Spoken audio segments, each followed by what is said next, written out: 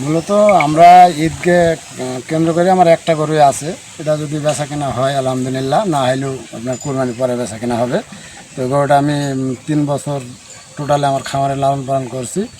তা আমি গরুটার আপনার এ পর্যন্ত দাম চাইছিলাম 15 লাখ টাকা দাম চাইছিলাম, 10+ দাম হয়েছিল। তো মোটামুটি এক জায়গায় আবার দাম হয়েও গেছে গরুটার, হয়তো বেচা কেনা হয়ে যেতে পারে, বুঝতে পেরেছেন? তো ওইটাই ওই গরুটার বিষয় ওইটা। আর এই যেসব গরুগুলো আছে আরও 3-4টা গরু আছে, এখানে আপনার আগামী 27-28 সালের টার্গেটে গরুগুলো রাখছি।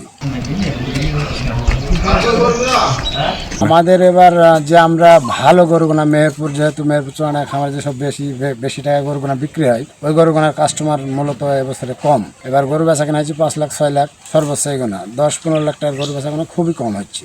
কারণ দেশে অর্থনৈতিক হয়তো যারা কোরবানি দেয় সেসব লোকগুনা সরকার চেঞ্জ হওয়ার কারণে হয়তো মিডিয়াতে আসছে না, ফোকাস হচ্ছে না, ভালো বেশি টাকা গরু কোরবানি দিচ্ছে না, এই কারণে হয়তো বড় গরুগুনার দাম কম হচ্ছে।